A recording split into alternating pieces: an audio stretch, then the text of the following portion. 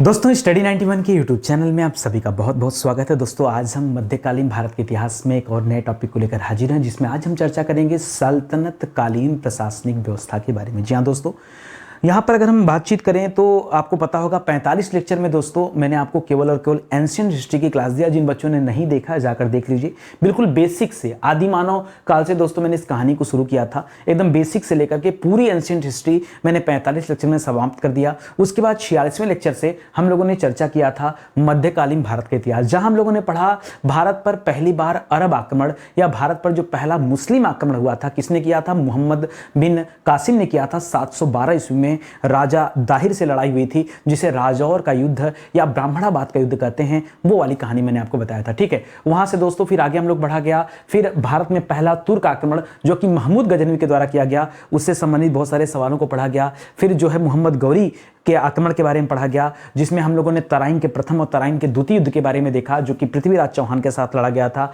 और उसके बाद दोस्तों दिल्ली सल्तनत की स्थापना होता है, क्योंकि मोहम्मद गौरी की मृत्यु के बाद उसका जो गुलाम रहता है कुतुबुद्दीन ऐबक, उसने दोस्तों शुरू किया क्या, गुलाम वंश की स्थापना किया 1206 ईस्वी में। 1206 से लेकर 1290 तक जो है गुलाम वंश चला। उसके बाद दोस्तों खिलजी वंश आया। 1290 में जलालुद्दीन खिलजी ने दोस्तों कैमूर्स की हत्या करके, कैकुवात की हत्या करके खिलजी वंश की स्थापना किया, और ये चलता रहा, ठीक है। फिर लास्ट में दोस्तों अलाउद्दीन खिलजी के बाद भी आपने मुबारक शाह खिलजी के बारे में पढ़ा होगा, और वो शासन जब समाप्त होता है तो तुगलक वंश की नींव पड़ती है। गयासुद्दीन तुगलक ने तुगलक वंश का नींव डाला, और इसी तरह से आगे बात आती है खिज्र खां के द्वारा सैयद वंश की नींव डाली जाती है, और बहलोल लोदी के द्वारा लोदी वंश की नींव डाली जाती है।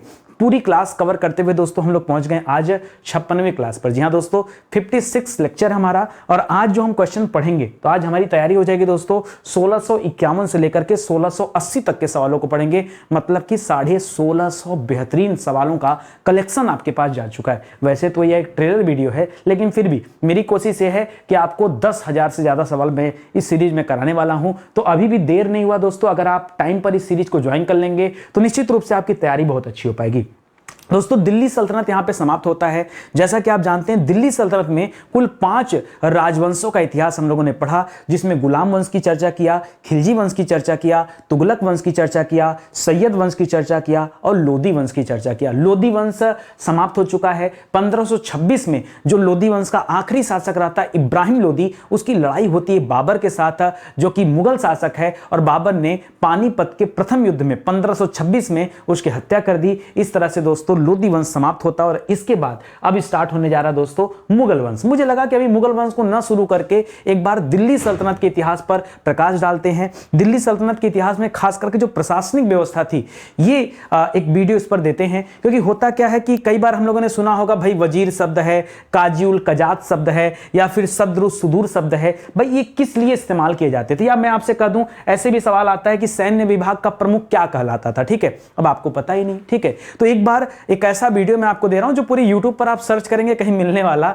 नहीं है। देखिए ये वीडियो वही व्यक्ति दे सकता है जो रिसर्च करे, जो मेहनत करे, जिसे आपकी चिंता हो, जिसे फिक्र हो। वरना क्या फर्क पड़ता मैं वीडियो ना देता, इसके जगह मैं बाबर की कहानी शुरू कर सकता था। लेकिन नहीं, मुझे अपने ट्रेलर को मजबूत बनाना है और आपको विश्वास दिलाना है कि ट्रेलर अच्छा होगा तो निश्चित रूप से जो हमारा हिस्ट्री का बैच है, जो हमारा फाउंडेशन बैच है, ये अपने आप में बेहतरीन होगा। आपको विश्वास हो जाएगा कि जो इंसान मुफ्त में इतनी अच्छी क्लासेस दे सकता है, अगर हम पेड बैच को ज्वाइन करेंगे तो हमारा पैसा नुकसान नहीं जाएगा, हमें बहुत कुछ सीखने को मिलेगा। अगर फ्री में इतना कुछ सीखने को मिल रहा है तो कुछ दे करके, बहुत कुछ तो मांग नहीं रहा हूं यार, 10-20 हजार का कोर्स थोड़े, ठीक है, 1500 का कोर्स है, तो अगर थोड़े से मूल्य दे करके अगर बहुत कुछ सीखा जा सकता है तो क्यों न सीखा जाए, ठीक है। तो विश्वास कीजिए, हमारा हेल्पलाइन नंबर है, कॉल करके संपर्क कर सकते हैं, बैच आ चुका है, आप ज्वाइन कर सकते हैं, ठीक है। चलिए शुरू करते हैं एक कहानी को और बहुत ध्यान से पढ़ते हैं, ठीक है।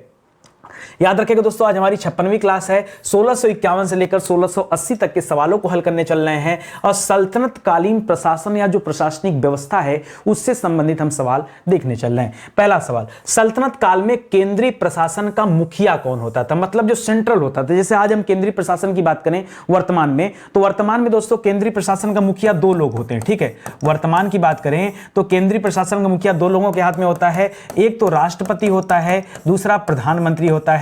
राष्ट्रपति और प्रधानमंत्री ये सबसे बड़े पद है देश के अंदर जो पूरी व्यवस्था को देखते हैं। उस जमाने में, किस जमाने में हम बात कर रहे हैं, सल्तनत काल की। हम किसकी बात कर रहे हैं, हम बात कर रहे हैं दोस्तों सल्तनत काल की, और सल्तनत काल में हम कब से कब तक की बात करेंगे, तो हम बात करेंगे दोस्तों 1206 ईस्वी से लेकर के 1526 ईस्वी तक, ठीक है। यानी गुलाम वंश की स्थापना से लेकर के लोदी वंश के अंत तक का ये जो पूरा टाइम पीरियड है, ठीक है। आप देखिए लगभग 325 साल या 320 साल आपको यहां पे दिख रहा होगा। कितना साल दोस्तों, तो 12 3 15 यानी 320 साल, 320 साल का दोस्तों इतिहास जो रहा है दिल्ली सल्तनत का। उसमें मुखिया किसे कहा जाता था, तो इस जमाने में मुखिया कहा जाता था सुल्तान को। हालांकि कई ऐसे शासक भी हुए हैं जो जिन्होंने अपने आप को कभी सुल्तान माना ही नहीं, डर के मारे, ठीक है। जैसे अगर हम पहले शासक की बात करें कुतुबुद्दीन ऐबक की, तो उसने कभी सुल्तान की पदवी नहीं धारण किया। क्यों, अगर धारण करता तो बाकी के जो गुलाम थे उसकी हत्या कर देते, इस वजह से नहीं धारण किया। ऐसे आगे बहुत सारे शासक हैं, जैसे खिज्र खां,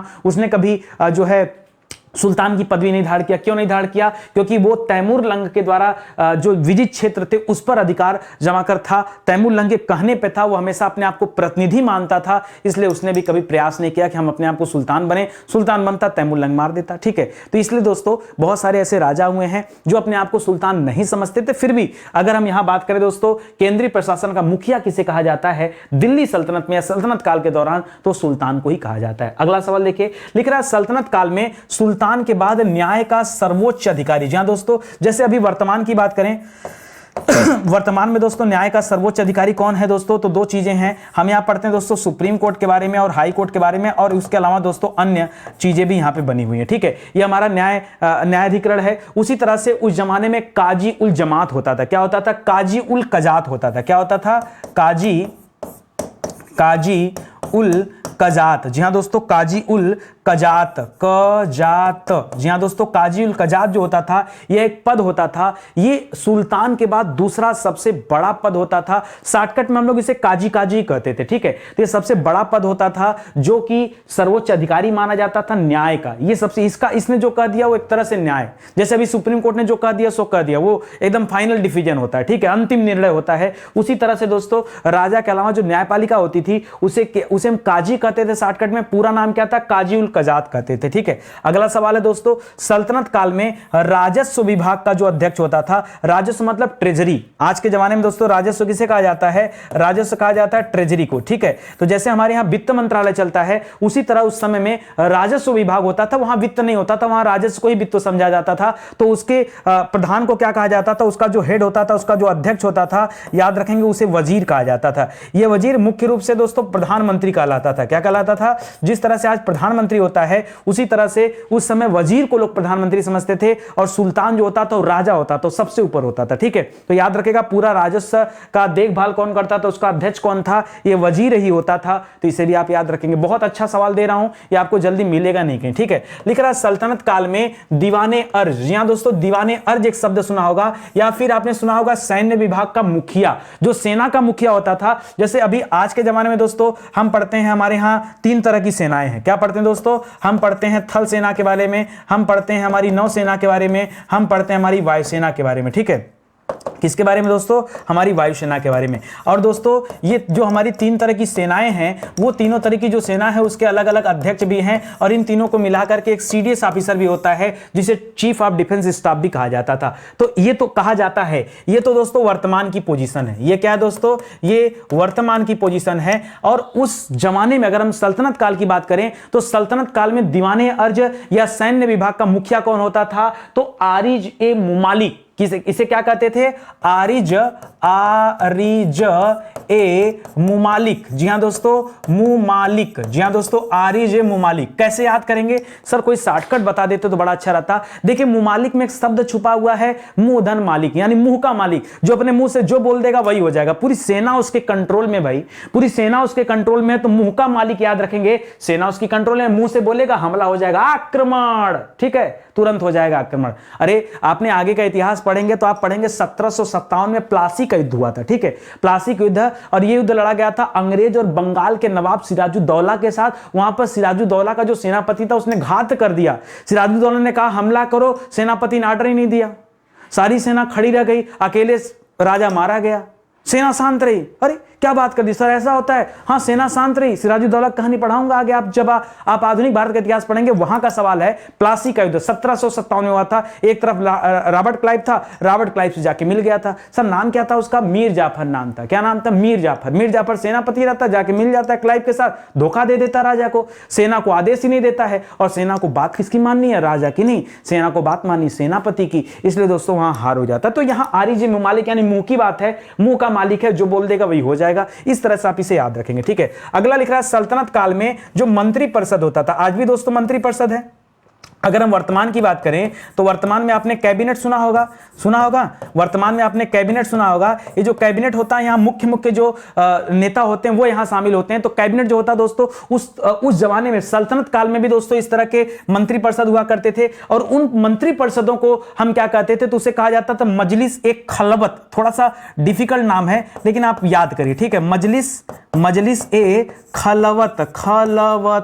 जी हाँ दोस्तों, मजलिस ए खलवत होता है, ठीक है। अच्छा, खलवत कैसे याद रखेंगे? मैंने कैसे याद किया सुनिए। मैंने इसको याद किया, खलवत से खलबट याद किया। क्या याद किया? इस खलवट से खलबट पकड़ा। जैसे इसका लास्ट वाला पकड़ा था ना, मुंह मालिक, मुंह से मालिक, ठीक है। मुंह से मालिक मतलब सेना को ऑर्डर दे देगा, इतना काफी है, ठीक है। उसी तरह से खलवत यानी खलबट, यानी खल और बट का नाम सुना होगा दोस्तों आपने, आपके घर में खलबट्टा होगा, ठीक है। ये खलबट्टा में क्या कूचा जाता है, ठीक है। तो खलबट्टा एक गोल सा होता है, छोटा सा, बहुत मजबूत होता है। उसी तरह से कैबिनेट भी मजबूत होती है, यानी कुछ जो मंत्री होते हैं विशेष करके, जो राज्य में अलग अलग पद पर, जैसे वजीर हो गया, और जो न्याय विभाग के प्रमुख हो गए, सुल्तान हो गए, इसी तरह से कुछ और जो सेनाओं का प्रमुख हो गया, ये लोग मिलकर के इनकी किचन कैबिनेट बनती थी। एक मुख्य कैबिनेट बनता था, एक मंत्री परिषद बनता था, उसी को हम क्या कहते थे? खलबट कहते थे। तो मजलिस से खलबट आप याद रखेंगे, ठीक है। चलिए आगे बढ़ते हैं। लिख रहा है सल्तनत काल में प्रांतों, जी हां दोस्तों, प्रांतों एवं अन्य विभागों से प्राप्त आय एवं व्यय का लेखा जोखा कौन रखता था? आज भी इस तरह से लेखा जोखा रखा जाता है। आज लेखा जोखा कौन रखता है?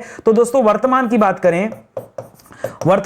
करें तो दोस्तों आपने महालेखा परीक्षक का नाम सुना होगा। महालेखा परीक्षक, जी हां दोस्तों, महालेखा परीक्षक का नाम सुना होगा। ये महालेखा परीक्षक का काम होता है लेखा जोखा रखना, या महालेखाकार का नाम सुना होगा अपने देश के अंदर, ठीक है। राज्यों में भी दोस्तों महालेखाकार होते हैं, तो दोस्तों ये लोग करते हैं, ठीक है। तो उसी तरह से इन्हें कंट्रोलर एंड ऑडिटर जनरल भी कहा जाता है, कैग भी कहा जाता है। आय व्यय का लेखा जोखा रखना इनका काम होता। उस जमाने में कौन रखता था? तो मुशर्रिफ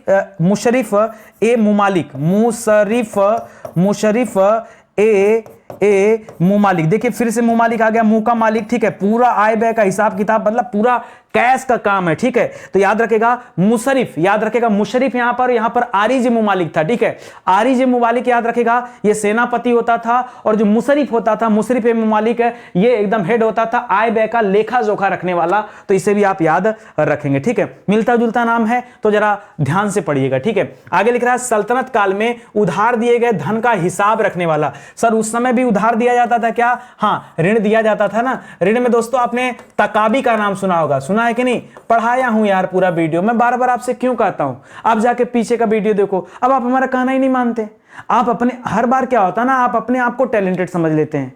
आपको बात ही नहीं माननी नितिन सर की, कि यार नितिन सर कुछ कह रहे हैं तो हमारे भले के लिए कह रहे होंगे। आप सीक्वेंस से पूरा वीडियो देखिए। अगर आप आज ये वीडियो पहली बार देख रहे हैं, या कोई भी सीरीज का वीडियो पहली बार देख रहे हैं, तो मैं कह रहा हूं दोस्तों 1 नंबर से वीडियो देखिए। मैं इसी सीरीज में प्राचीन इतिहास, मध्यकालीन इतिहास, आधुनिक इतिहास, भारत का भूगोल, विश्व का भूगोल, संविधान, भौतिक विज्ञान, रसायन विज्ञान, जीव विज्ञान, इकोनॉमिक्स, एनवायरमेंट सब कवर कराऊंगा। भरोसे के साथ जुड़े हैं तो जुड़े रहिए। ये सीरीज बहुत ऐसी 10,000 क्वेश्चन का वादा नहीं किया हूं, करके दिखाऊंगा, बता रहा हूं, ठीक है। और इसीलिए लगातार मैं इस तरह से क्लास दे रहा हूं कि कहीं कोई कंफ्यूजन ना हो, मेहनत से ला रहा हूं मैटर, ठीक है। तो बहुत ध्यान से पढ़ेगा दोस्तों। उस समय भी उधार दिया जाता था, आप पीछे की क्लास पढ़ेंगे तो तकाबी ऋण के बारे में आपने पढ़ा होगा, ठीक है। लिख रहा सल्तनत काल में उधार दिए गए ऋण का या धन का हिसाब रखने वाला जो व्यक्ति होता था, उसे हम क्या कहते थे? तो उसे हम कहते थे मजमुआदार। क्या कहते थे? मजमुआदार। बाद में दोस्तों यही परिवर्तित हो गया मजूमदार। इसे क्या कहा जाने लगा? मजूमदार, ठीक है। मजूमदार कहने लगा जा रहा है। स्टार्टिंग में से मजमू अदार कहा जाता था। क्या कहते थे? मजमू अदार कहते थे, जो उधार लिए गए धन का लेखा जोखा रखता था, हिसाब किताब रखता था। सल्तनत काल में जो कोषाध्यक्ष होता था, ठीक है, कोषाध्यक्ष तो जानते हैं दोस्तों, यानी जो फंड होता था, ठीक है, उस फंड का जो अध्यक्ष होता था, जहां पैसा वैसा रखा जाता था, उसका अध्यक्ष क्या कहलाता था? तो उसे भैया कहा जाता था खजीन। क्या कहा जाता था? खजीन कहा जाता था। ठीक है, खजीन को कैसे याद रखेंगे? खजीन को खजाने से याद रखें। ठीक है, खजाने का मालिक, खजाने का स्वामी कह सकते हैं। स्वामी उसे कहना उचित नहीं है, खजाने का प्रमुख कहिए। स्वामी तो सुल्तानी अपने आप को समझता था। ठीक है, तो खजाने का जो प्रमुख होता था वो खजीन होता था। ठीक है, यानी कोषाध्यक्ष हम किसे कहते थे? खजीन को कहते थे। तो इसे भी आप याद रखेंगे। अगला लिख रहा दोस्तों, सल्तनत काल में धर्म विभाग एवं न्याय विभाग का जो प्रमुख होता था वो क्या कहलाता था? वो सद्र उस सुदूर कहलाता था। क्या कहलाता था? सद्र उस सुदूर। जी हां दोस्तों, सद्र उस सुदूर कहलाता था, जो धर्म और दान विभाग का प्रमुख होता था। ठीक है, तो इसको भी आप याद रखिएगा। आगे बढ़िए, लिख रहा है सल्तनत काल में जो गुप्तचर विभाग था, जिस तरह से अभी हमारी वर्तमान में गुप्तचर विभाग क्या कहलाता है, तो वर्तमान की हमारी एजेंसी रॉ है। ठीक है, रॉ है। उसी तरह से दोस्तों रिसर्च एंड एनालिटिक विंग कहा जाता है इसे। उसी तरह से उस जमाने में भी गुप्तचर अधिकारी होता था, और उसे क्या कहते थे? तो उसे कहा जाता था बारीद ए मुमालिक। क्या कहा जाता था? बारीद ए मुमालिक। देखिए, मुमालिक जो होते थे ना, ये जितने भी मुमालिक हैं, चाहे वो सेनापति हो जाए, चाहे वो आय व्यय का लेखा जोखा रखने वाला हो जाए, और चाहे वो यहां गुप्तचर विभाग का प्रमुख हो जाए, ये सब मंत्री परिषद में बैठते थे। किसमें बैठते थे? ये सब मंत्री परिषद में बैठते थे। ठीक है, जहां मैंने खलवट बताया। ठीक है, तो उसको याद रखिएगा। आगे लिख रहा है दोस्तों, सल्तनत काल में सुल्तान की व्यक्तिगत सेवाओं की देखभाल, भाई उसकी पर्सनल लाइफ भी तो कुछ थी, तो उसकी देखभाल करने वाले को क्या कहते थे? तो यहीं से एक शब्द आया, वकील। क्या दोस्तों? वकील। आप विश्वास नहीं मानेंगे, जो सुल्तान की व्यक्तिगत सेवाओं को देखते थे उसे कहा जाता था वकील ए दर। क्या कहते थे? वकील ए दर। कभी नहीं पता था ना कि वकील कहां से आ गया होगा। ठीक है, लेकिन आप यहां याद रखिएगा, वैसे वकील अरबी शब्द है। ठीक है, वकील हो गया, अदालत हो गया, औरत हो गया, आदमी हो गया, औलाद हो गया। ठीक है, सब कैसा शब्द है दोस्तों? ये सब अरबी शब्द है, ध्यान रखेंगे। लिख रहा है सल्तनत काल में सुल्तान की अस्थाई सेना को क्या कहते हैं? पहली बार अस्थाई सेना रखा किसने दोस्तों? तो हमने पढ़ा था दोस्तों, अस्थाई सेना रखा था पहली बार अलाउद्दीन ने। किसने रखा था?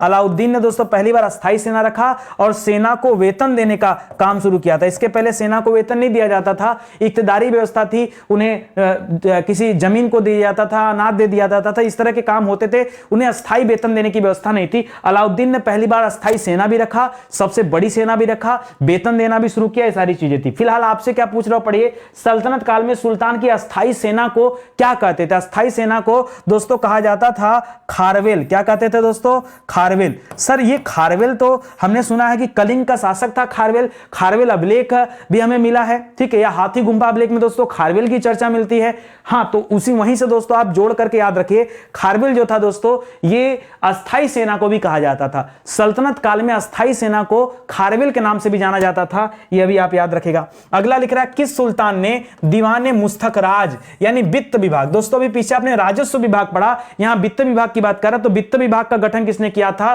पहली बार दोस्तों वित्त विभाग का गठन किया अलाउद्दीन खिलजी ने। किसने किया दोस्तों? अलाउद्दीन खिलजी ने गठन किया था। एक तो इसे भी याद रखेगा। दूसरा मैंने कहा आपसे कि अस्थाई सेना रखा था दोस्तों, इसे भी याद रखेगा। तीसरा दोस्तों अस्थाई सेना रखेगा तो दोस्तों उनको नगद वेतन देता था, नगद वेतन देता था, इसे भी याद रखेगा। नगद वेतन के अलावा दोस्तों इसने मूल्य नियंत्रण प्रणाली दोस्तों लागू किया था, मूल्य नियंत्रण प्रणाली या जिसे हम बाजार नियंत्रण प्रणाली कहते हैं। ठीक है, वो भी इसने लागू किया था ताकि ज्यादा खर्चा वर्चा ना आए। और इसने भू राजस्व की दर बढ़ाकर कितना कर दिया था? तो 1/2 सीधा फीदा, आधा किसान का और आधा सुल्तान का, ये होता था। और जो लूट का हिस्सा होता था जिसे हम खम्स कहते थे, उसमें राजा का हिस्सा कितना होता था? 3/4 हिस्सा होता था। ठीक है, 3/4 हिस्सा राजा का होता था, सुल्तान का होता था, बाकी सेनाओं में बांट दिया जाता था। कुछ मूल पॉइंट है दोस्तों, उसे भी आप याद रख सकते हैं। लिख रहा किस सुल्तान ने दीवाने कोही यानी कृषि विभाग का दोस्तों गठन किया? तो पहली बार दोस्तों कृषि विभाग का गठन किया था मोहम्मद बिन तुगलक ने। किसने किया था? पहली बार कृषि विभाग का गठन किसने किया? तो याद रखेंगे मोहम्मद बिन तुगलक, ठीक है। अच्छा, मोहम्मद बिन तुगलक के बारे में याद रखेंगे दोस्तों, ये तुगलक वंश का सबसे विद्वान शासक था, सबसे विद्वान शासक था, लेकिन जीवन भर दोस्तों इसकी पटरी नहीं खाई, ठीक है। इसने जो कुछ भी किया गलत ही किया, चाहे सांकेतिक मुद्रा की बात कर दें या राजधानी परिवर्तन की बात कर दें, दोनों इसके गलत निर्णय थे, ठीक है। राजधानी परिवर्तन में क्या किया था दोस्तों, तो पता होगा, दिल्ली से दौलताबाद, राजधानी एक बार ले गया दिल्ली से दौलताबाद, दोबारा जब फेल हो गया काम तो वापस दौलताबाद से दिल्ली लेकर चला आया, ठीक है।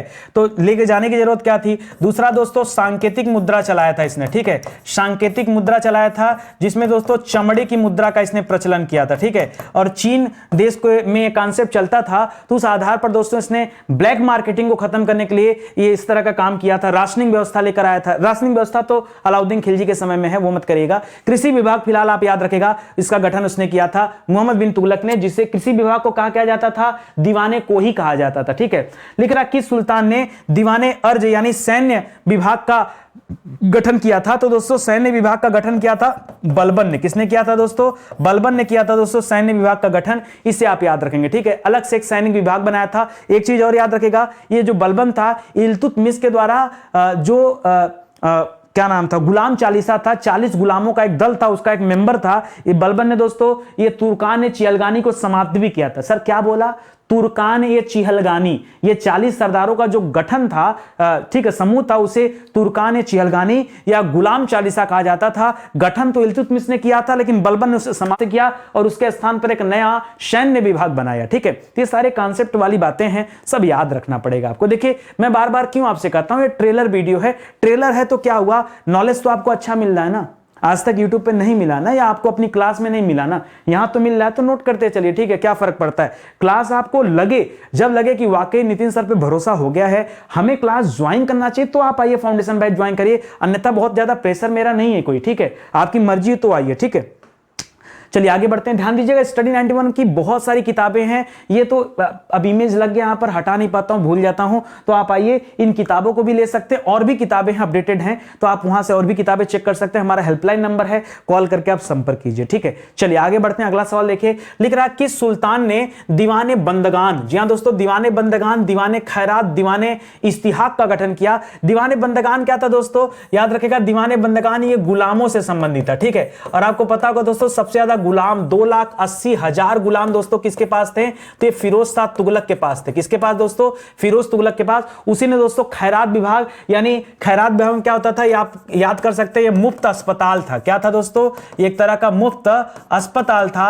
और उसी तरह से दीवाने इश्तिहाक का भी गठन किसने किया था, तो याद रखेगा फिरोज शाह तुगलक ने किया था। किसने किया था, फिरोज शाह तुगलक ने दोस्तों इसकी स्थापना किया था। तो इसे भी आप याद रखेंगे, ये भी आपके लिए इंपॉर्टेंट सवाल हो जाएगा, ठीक है। लिख रहा दिल्ली सल्तनत के किस वंश के शासनकाल में अमीरों का महत्व अपने चरमोत्कर्ष पर था। जी हां दोस्तों, अपने चरम पर पहुंच गया था अमीरों का महत्व, ठीक है। मतलब जो कुछ डिसीजन होता तो अमीर करते थे। जो अंतिम राजवंश रहा दोस्तों लोधी वंश, ठीक है, लोधी वंश जो था दोस्तों, वहां पर ये इनकी अवस्था अपने चरम पर चली गई थी। इसके पहले गुलाम वंश के बाद से लेकर के दोस्तों अमीर हावी होते चले गए, लेकिन पूरे राजवंश में हावी नहीं थे। अगर हम चरमोत्कर्ष की बात करें, सबसे हाईएस्ट टॉप पर राजा खुद ये चुनते थे, तो याद रखेगा ऐसा हमें देखने को मिलता है लोधी वंश में। लिख रहा दिल्ली सल्तनत के किन शासकों के शासनकाल में अमीर क्या थे दोस्तों, प्रभावहीन हो गए थे, मतलब उनकी औकात खत्म हो गई थी एक तरह से। तो एक तो बलबन के समय में, ठीक है, बलबन ने दोस्तों रक्त एवं लौ की नीति अपनाई थी, रक्त एवं लौ की नीति दोस्तों, और डरते थे सब इससे, बलबन से। दूसरा अलाउद्दीन खिलजी के समय में, ठीक है, अलाउद्दीन किसी की सेठता नहीं था, ठीक है, अलाउद्दीन खिलजी के समय में भी दोस्तों ये अमीर क्या हो गए थे, प्रभावहीन हो गए थे। दो ऐसे थे। यहां पे बलबन की बात करें तो ये गुलाम वंश में रहता है, और अलाउद्दीन खिलजी की बात करेंगे तो खिलजी वंश का राजा है, ठीक है। लेकिन इनके शासनकाल में अमीर जो थे वो प्रभावहीन हो गए थे, एकदम चुपचाप अपना जिंदगी काट रहे थे, क्योंकि कुछ बोलते तो खुद भी कट जाते हैं। आगे देखिए, सल्तनत काल में दान विभाग, यहां दोस्तों दान दक्षिणा दो दिया जाता है, वो दान विभाग को दोस्तों क्या कहा जाता था, तो कहा जाता था दीवाने खैरात। क्या कहा जाता दोस्तों, दीवान ये खैरात। देखिए दीवाने खैरात में दो चीजें होती थी, ठीक है, दीवाने खैरात में दान भी दिया जाता था, और दीवाने खैरात में दोस्तों अस्पताल वगैरह की निःशुल्क सुविधा भी थी। और जो अपंग होते थे, जो स्त्रियां होती थी, उन्हें खाने पीने की व्यवस्था, रहने की व्यवस्था, हर तरह की व्यवस्था होती थी। ये फिरोज शाह तुगलक ने ये दान विभाग बनाया था। लिख रहा है सल्तनत काल में दास विभाग को क्या कहा जाता था, पीछे आपने पढ़ा तो दीवाने बंदगान, क्या कहते थे, दीवाने बंदगान दोस्तों कहते थे। याद रखेगा दास विभाग ये फिरोज शाह तुगलक ने दोस्तों दीवाने बंदगान स्टार्ट किया था। और जो आपने एक इस्तिहाक पढ़ा था उसे पेंशन विभाग कहा जाता था, ठीक है, दीवाने इस्तिहाक पढ़ा था, दीवाने इस्तिहाक, ठीक है, इस्तिहाक क्या था दोस्तों, तो ये पेंशन विभाग को कहा जाता था। और ये तीनों चीजें किसने शुरू किया था, फिरोज ने शुरू किया था। किसने स्टार्ट किया था, फिरोज ने, ठीक है। तो याद रखें दोस्तों इसकी शुरुआत किसने किया था, इसकी शुरुआत फिरोज शाह तुगलक ने किया था। तीनों की शुरुआत, ठीक है, किसने किया था दोस्तों, फिरोज शाह तुगलक ने किया था, ठीक है। तो इसको भी आप याद रखेगा। चलिए आगे बढ़ते हैं, अगला सवाल देखते हैं। अगला लिख रहा है दोस्तों, अगला लिख रहा है सल्तनत काल में मंत्री परिषद को क्या कहते हैं। सवाल हम लोग पहले भी पढ़ चुके हैं दोस्तों। मंत्री परिषद दोस्तों एक कैबिनेट वाली व्यवस्था होती थी और मंत्री परिषद को कहा जाता था मजलिस ए खलवट। यही तो बताया था आपको, क्या बताया था, मजलिस ए खलवट, पीछे बताया था एक डिजाइन बना लीजिए, ऐसे खलवट बना लीजिए, ठीक है, खलबट्टा जैसे होता है, ठीक है, ये आप याद रखिएगा। लिख रहा है सल्तनत काल में वजीर के कार्यालय, वजीर दोस्तों क्या होता था, तो पीछे मैंने बताया वजीर जो होता था दोस्तों ये राजस्व का हेड होता था, ठीक है, राजस्व का प्रधान होता था, ठीक है, राजस्व का प्रधान आप इसे कह सकते हैं, अध्यक्ष कह सकते हैं। कह रहा है वजीर के कार्यालय को क्या कहते थे, कार्यालय मतलब सीधा सीधा आपसे पूछ रहा है कि इसका जो ऑफिस था उस ऑफिस को हम क्या नाम देते थे, तो इसे कहा जाता था विजारत, दीवान ए विजारत। क्या कहा जाता था, दीवान ए विजारत। याद रखेगा ऑफिस का नाम है दीवान ए विजारत और विजारत में बैठता है वजीर। याद रखेगा वजीर कहां बैठता है, याद रखेगा विजारत। विजारत क्या है, एक तरह की ऑफिस है, उसी में ये वजीर बैठता था, ठीक है। और राजस्व से संबंधित दोस्तों ये सारे कार्य करता था। लिख रहा है सल्तनत काल में महालेखाकार, तो हम लोग पढ़ चुके हैं यार, पता नहीं क्यों रिपीट हो रहा। महालेखाकार वही आय व्यय का जो लेखा रखते थे, जो राज्य के आय व्यय का हिसाब किताब रखते थे दोस्तों। पीछे हम लोगों ने पढ़ा था ये क्या कहलाता था, इसे भी मुमालिक कहा जाता था, बस नाम था मुशर्रिफ ए मुमालिक। क्या था दोस्तों, मुशर्रिफ ए मुमालिक, ठीक है, मुमालिक। इसी तरह से हमने पढ़ा था आरिज ए मुमालिक। क्या पढ़ा था, आरिज ए मुमालिक। वो किसे कहते थे, वो सेनापति को कहते थे, जो सैन्य विभाग का प्रमुख होता था, जो सेनापति होता था, उसे हम कहते थे आरिज ए मुमालिक, ठीक है, इसको याद रखेगा। लिख रहा है सल्तनत काल में महालेखा परीक्षक को क्या कहा जाता था, पीछे भी तो ये दिया था, ये हमको लगता है थोड़ा सा कुछ टाइपराइटर की दिक्कत हो गई है। तो महालेखा परीक्षक को दोस्तों क्या कहा जाता था, ठीक है, फिर से वही लिखिए अब दोस्तों, मुजरिस ए मुमालिक, ठीक है, मुजरिस ए मुमालिक, ठीक है। तो एक बार आप इसको चेक कर लीजिएगा, वैसे कोई दिक्कत नहीं यहाँ पे। लिख रहा है सल्तनत काल में शाही महल, जी हाँ दोस्तों, जो शाही महल होते थे जहां सुल्तान निवास करता था उसे शाही महल कहा जाता था। शाही महल और सुल्तान की व्यक्तिगत सेवाओं की देखभाल कौन करता था, ये सवाल भी दोस्तों हम लोग पीछे पढ़ चुके थे। इसी को तो वकील कहते थे, बताया था ना, वकील ए दर। चलो रिपीट कर लो क्या करना है, ठीक है, 2-3 क्वेश्चन मुझे लगता है रिपीट हो गया है। वकील ए दर कहते थे।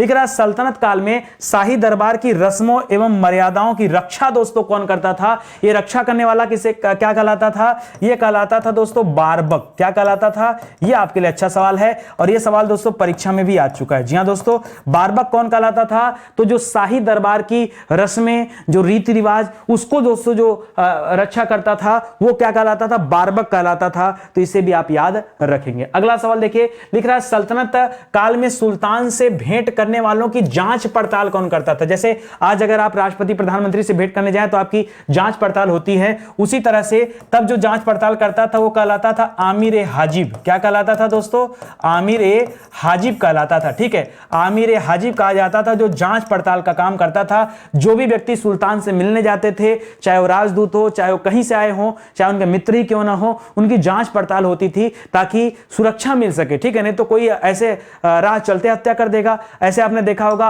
अलाउद्दीन खिलजी ने चाकू घोंपकर अपने चाचा की जलालुद्दीन खिलजी की हत्या कर दिया। ऐसे कई हत्याएं भी हुई हैं, याद रखिएगा। लिख रहा है सल्तनत काल में राज्य दरबार में होने वाले उत्सवों नहीं दोस्तों, उत्सवों और दावतों का प्रबंध कौन करता था, तो दोस्तों इसका नाम था आमिर ए मजलिस। क्या नाम था, आमिर ए मजलिस। दोस्तों जो मजलिस होती थी यानी जो सभा होती थी, उसमें क्या होता था, उत्सव जो होते थे, जो दावतें दिया जाता था, उसका मैनेजमेंट करता था ये, खिलाना पिलाना रोकना पूरी व्यवस्था करना, ठीक है, बहरात की, वो सारा काम ही होता था। सल्तनत काल में सुल्तान सभी दरबारियों, खानों और अन्य रईसों को कहां बुलाता था दोस्तों? तो याद रखेगा, एक जगह होता था जिसे हम कहते थे बार-ए-खास। क्या कहते थे? बार-ए-खास। अच्छा सर, वहीं से बार वाला कल्चर आया क्या? अरे तो मुझे पता नहीं, लेकिन बार-ए-खास में दरबारियों को बुलाता था, अपने खानों को बुलाता था, और रईसों, खान मतलब खान बिरादरियों जो होते थे दोस्तों, जो उच्च स्तर के मुस्लिम होते थे वो खान कहलाते थे, उन्हें दोस्तों बुलाया जाता था, दरबारियों को बुलाया जाता था, रईसों को बुलाया जाता था, और फिर बार में क्या होती थी? बार-ए-खास में पार्टियां चलती थी। ठीक है, तो याद रखेगा। इस तरह से दोस्तों आज आपका फिर से ये 30 सवाल कंप्लीट होता है, और कब क्लास समाप्त हो गया पता भी नहीं चला। देखिए, जब क्लास अच्छी होगी और क्लास में क्वालिटी कंटेंट होगा तो कहां पता चलेगा भाई, और मजा भी खूब आएगा। तो दोस्तों मैं आपसे निवेदन करता हूं कि प्लीज पीछे की क्लास आप जरूर देखिएगा। बहुत सारे विषय ऐसे हैं जो पूरी तरह से यूट्यूब पर पढ़ा दिए गए हैं। ये उन्हीं के हैंड रिटेन नोट्स हैं जिन्हें आप हमारे वेबसाइट या एप्लीकेशन से परचेज कर सकते हैं, और अब किताबें भी आ चुकी हैं हमारी। ठीक है, मौका दीजिए दोस्तों, किताबों को परचेज करिए। बेशक जो आप यहां देख पा रहे हैं ना क्वालिटी वाली चीजें, वो दोस्तों हमने अपने किताबों में डाल के रखा है, और लोगों की तरह नहीं कि एक साथ एक साल में उठाया और 30-35 किताब छाप दिया। नहीं भैया, इतनी बड़ी टीम हमारे पास नहीं है। हम बहुत सोच समझ के, बहुत मेहनत के साथ पढ़ते हैं और उस पर काम करते हैं, तब चीजें आपको देते हैं। तो मेहनत लगता है और इत्मीनान से काम करते हैं। चाहे एक किताब को निकालने में हमें 4 महीने लग जाए, 6 महीने लग जाए, 6 महीने लग जाएगा, 6 महीना बाद ही आपको नया आर्टिकल मिलेगा, उसके पहले नहीं मिलेगा। ठीक है, काम करिए, बैठ के काम करने का अलग मजा होता है। ठीक है, देखिए हम कछुए की चाल से जरूर चलते हैं, लेकिन पता है मुझे सफलता तक मैं ही पहुंचूंगा। ठीक है, और हम आप सभी के साथ ही पहुंचेंगे। ठीक है, अकेले नहीं। ठीक है, तो वो कछुए की चाल से लगातार हमें चलना है। वो स्पीड नहीं होनी चाहिए कि बहुत स्पीड में गया और फिर थक के आराम करने लगा, वो वाला काम नहीं। इसलिए स्टडी 91 दोस्तों बहुत आहिस्ता आहिस्ता अपने काम करता है, आपने देखा होगा। ठीक है, चलिए आज की क्लास ही समाप्त होती है। उम्मीद करता हूं आपको अच्छा लगा होगा, समझ में भी आया होगा। मिलते हैं दोस्तों अगले लेक्चर में, तब तक के लिए बहुत बहुत धन्यवाद आपका। जय हिंद, जय Bharat. Thank you so much.